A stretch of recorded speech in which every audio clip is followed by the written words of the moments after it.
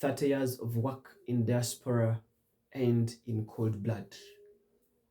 A double couple tragedy. Welcome to this video. This is the writer. Now, before we go any further, kindly subscribe and activate the notification button so that we never miss any other video in the near future. Now, we received a case recently of an elderly couple that was murdered in cold blood. Sources say they had just returned from Switzerland, and somehow other sources reveal that they were also in Germany, Zurich. But somehow perhaps they could have traveled across different countries. But whatever the case, they had spent about 30 years working and hustling out there. And when they came back, shortly after a celebration, just like you could come back from outside the country to check on your people, or maybe to come and live permanently, you make a small celebration, a homecoming celebration. And over the night, 2 hours after the celebration, someone pops into the house. He jumps over the perimeter wall, he gets into the house and fatally stabs this couple to their last breath. So heartbreaking. At the moment, police has arrested quite a number of people, and the two workers inclusive, the casual workers who were at home, they have been arrested.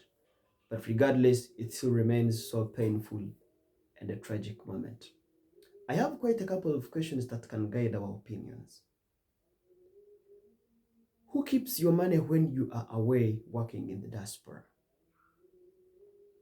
For how long have these people been keeping your money? How much are they keeping? Who takes care of your property when you are away in the diaspora? Friends or relatives? How do you trust them? Somehow from kind of a small, slight opinion, the custodians or the stewards of your property or your premises, somehow, human feelings can be quite challenging. They can feel grieved when you come back after 30 years to now fully take ownership of what you had worked for. Someone's like, oh, you mean I'm no longer the owner of this? Because when you are away, at that moment, the community thinks this bus is theirs. The community thinks this plot of land is theirs. Only to realize that this has been someone's sweat. And then it is time to transition now from that house. Okay, maybe you left the house with it. From that house now to a lot of theories right there. Even the communities around you can feel jealous of what you've accumulated in 30 years. This is a dark world. They can feel jealous of what you've accumulated in quite a number of years right there. Now, Ugandans or any other person, you can get stuck somewhere. You have a lot of questions. Whether you're investing or whether you're saving.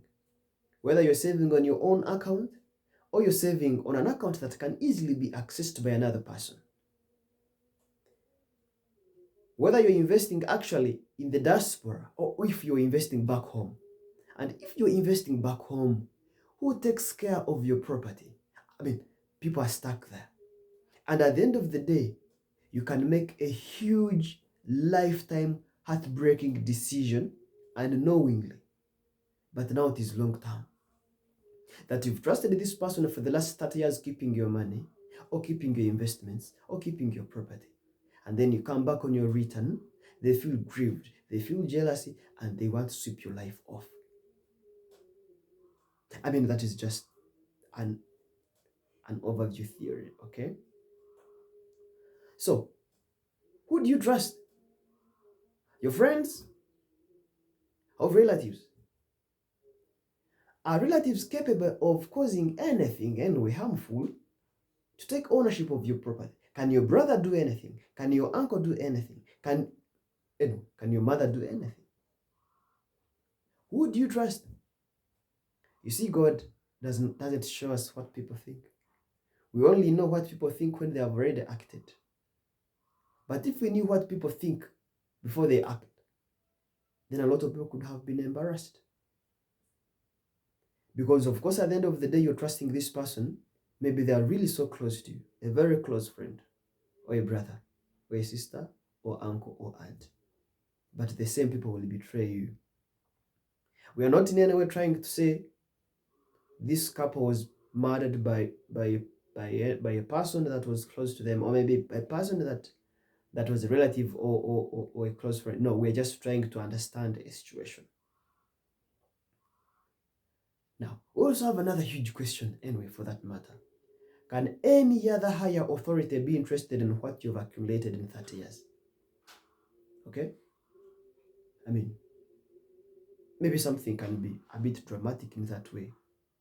But whatever the case, making a decision to fly from your country, you leave your comfort, you leave your people, you leave your children, and many other things. You go sacrifice whatever you've had in life and then fly to another country, only to return, you are killed. It is painful. Regardless, we pray that this couple shall rest in peace, but also somehow it leaves us a very big concern: where to invest, who to trust, why to trust them, and whether to save or invest, and for how long we can trust these people. Thank you for walking with me throughout from the first minute of this video to the end. I thank you, and thank you so much indeed. May God bless you, and I hope you will subscribe. I hope you will click on the notification button so that you can receive this and more in the future. This is the writer.